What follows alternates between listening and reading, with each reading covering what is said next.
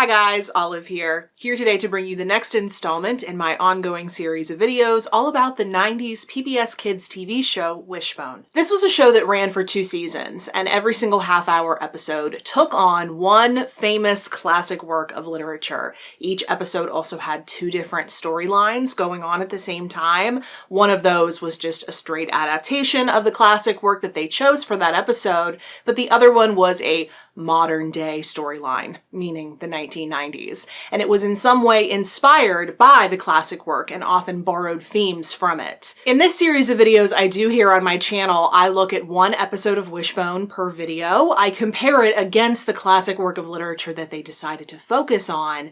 I try to see what they included versus what they excluded. I try to figure out why they may have made those choices.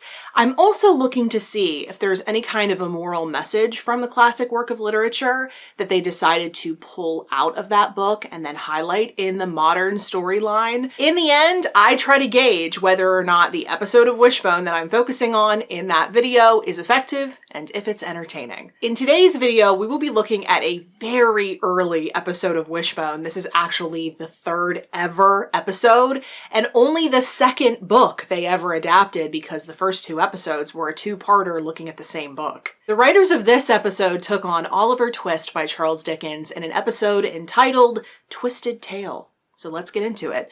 What's the story, Wishbone? What's the story, Wishbone? What's this you're dreaming of? When this episode opens, Wishbone is hungry, and he's basically casing the house in search of food. He doesn't find any, but what he does find is a copy of Oliver Twist. It won't make for good eating, but it will certainly help him introduce the book. We then cut to the first clip from the book in which the young Oliver, played by Wishbone, of course, is living in the terrible conditions of a workhouse when he decides he's going to muster up the courage to ask for more food. In the iconic scene everyone knows from this book, whether they've read it or not, Wishbone, aka Oliver, gets tossed out of the workhouse as a result. Meanwhile, in the real-life storyline, Wishbone's owner Joe and his good friends Sam and David are hanging out at Joe's house after school, and they've also invited over their new friend Max, who seems to be new to their town. While he's there, Joe shows Max a valuable signed basketball card that once belonged to his dad, which is actually one of the few times Joe has ever spoken about his dad, at least in the episodes I've seen. Apparently, Joe's dad was a basketball coach and died when Joe was only 6 years old. The whole crew is having dinner together at Joe's house when the eccentric neighbor Wanda shows up, frantic that one of her flamingo lawn ornaments has been stolen, and she's implying that a crime spree is going on. What evidence she has to support this besides the fact that someone stole one of her lawn ornaments, I have no idea. Wanda was a very prickly character in these early episodes. They give her personality a much-needed makeover later on. That night, when Joe's mom is tucking him into bed, he lets her know that his new friend Max lives in a group home. And if you don't live in the United States, a group home is a part of the foster system. Normally 5 to 6 kids will live in a house together with some adults there for supervision. Conditions there are not always great. They're more or less modern orphanages. The next day, an older kid who presumably also lives at this group home takes Max away from playing basketball with Joe, enticing him with a pair of rollerblades of unknown origin.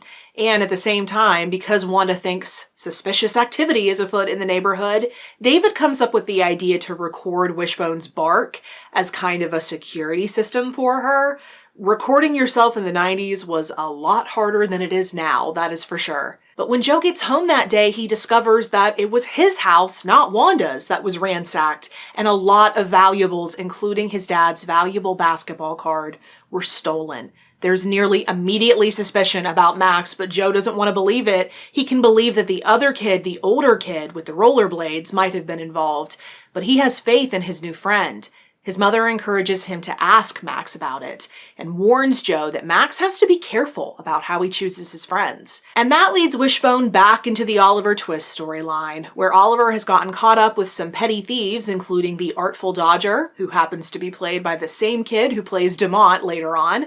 They orchestrate a pickpocketing outside of a bookstore, and Wishbone, aka Oliver, gets blamed for it even though he didn't do it. He almost gets locked up for it, but a witness exonerates him, and the man who was robbed ends up taking him home. Back in Texas, the dog barking alarm system that David created actually works, and it signals that Wanda's house was being broken into. When Joe runs to check it out, wouldn't you know it, it's that older kid, Zach, looting through Wanda's house. Hot on his heels is Max, who's been trying to get Zach to give back what he stole from Joe's house, and only earned himself a black eye for it. The kids want to gather evidence that Zach is a thief. So David, in the spur of the moment, I guess, comes up with a contraption to strap onto Wishbone's back that will let them get a close-up of Zach's stash and prove that he did it. Shout out to the crew of this show predicting virtual reality. I don't know why putting the dog in danger was really necessary though, because not only do they not have a warrant, meaning that any evidence they gather isn't going to be admissible, but also the police are right outside this whole time, ready to nab Zach as he runs out of his hideout. But regardless, there's a happy ending, the stolen goods are recovered, Max joins Joe's family for dinner once again, and Oliver Twist gets a similar type of happy ending, enjoying dinner in his brand new home. So let's get into this. As I said at the beginning of the video, this is a very early episode in Wishbone's history. It's the third ever episode, so I can't blame them for not having their footing this early on. That being said, I had some serious problems with this episode. As someone who has just read Oliver Twist for the very first time, I had never read this book before I picked it up this month. I now know that there is so much more to this book than just the iconic, "Please, sir, can I have some more" scene that it's most known for. There is so much going on in this book. And I understand that in these Wishbone episodes, they have a limited amount of time and they're splitting each, 20, 25-minute episode between two different storylines. So there is a limit to how much they can show from the book. That being said, I feel like more so than in any previous episode of Wishbone I've taken on, I feel like they barely even touched the plot of Oliver Twist in this episode. I've noticed in the episodes of Wishbone that I've taken on so far for this series that there's very rarely an even split between the real life storyline and the story from the classic. Most of the time, one of the two is dominant, and in the case of this episode, the real life storyline is absolutely dominant. And I think they decided to do that for two different reasons. The first is that this is the third ever episode of Wishbone. I think they wanted to give the real life characters more screen time so that we can get to know them, because it's important to know them going forward. But also, Oliver Twist is a really dark book. In this book, Oliver Twist gets tossed around, blamed for everything, ridiculed when he dares to ask someone if they could please take some proper care of him. He's treated like a pawn in other people's plans, and he has people out to murder him, and I'm pretty sure he's between 10 and 12 years old in this book, so he's Joe's age. So when we start to look at the connection between the real life storyline and the novel, we can see that Max is very much the Oliver Twist character. He doesn't seem to have any family, and he gets caught up in someone else's crimes. But the moral message that I was sensing that they were trying to communicate to the young audience was, be careful who your friends are, because they might be criminals. In the episode, it's never really outright stated how Max knows this older kid, Zach. I made the assumption that they're in a group home together because that's really the only thing that makes sense. Why would a 17-year-old want to be spending time with a 12-year-old if they weren't living in the same place? But if they are living in the same group home, then what choice does Max have in the matter? He has to associate with Zach. That's his living situation. If he doesn't do what Zach says, then he's probably going to get the crap beat out of him for it. So it's really not about choosing who your friends are, and nor was that the case in Oliver Twist. He did not want to be associated with this band of criminals. He accidentally got caught up with them and then tried to flee several different times when he realized what they were, but he kept getting dragged back in, mainly because he found out something that he shouldn't have known and he was dangerous to them. I think this is actually the first moral message from the show that I have outright disagreed with, because we haven't even gotten into the whole issue about Zach himself.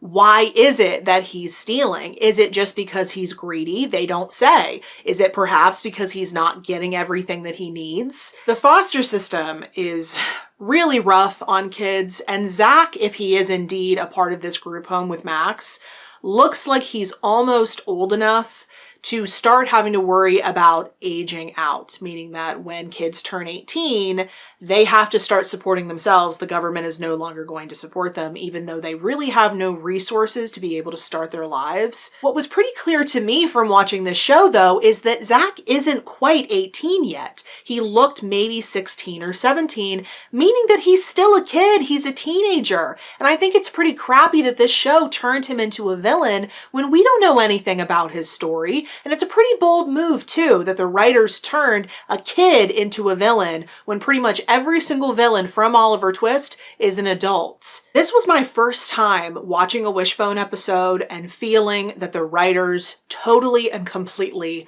got the book wrong. There have been other episodes that I've watched that I've been somewhat confused by, like, why turn this into a Wishbone episode? And then there have been other episodes where I felt they fell a little bit short of doing the book justice, but this is the first time where I feel they just got it wrong. Because this book is so dark, I guess, barely any plot points are mentioned, next to nothing from the second half of the book besides the ending.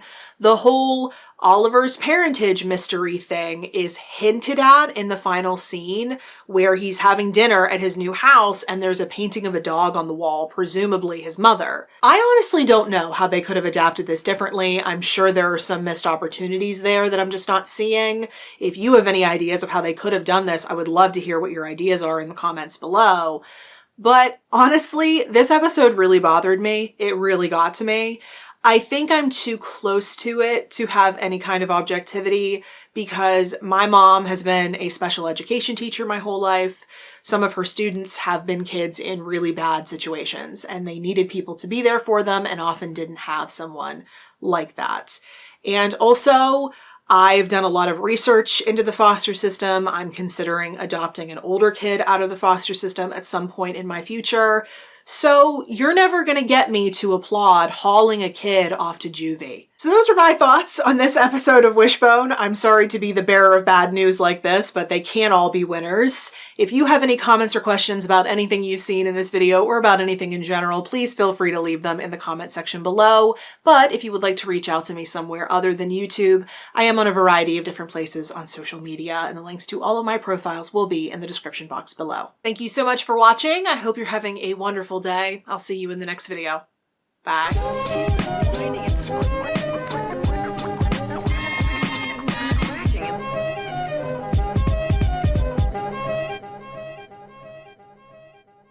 Funding for Wishbone provided by annual financial support from PBS viewers like you.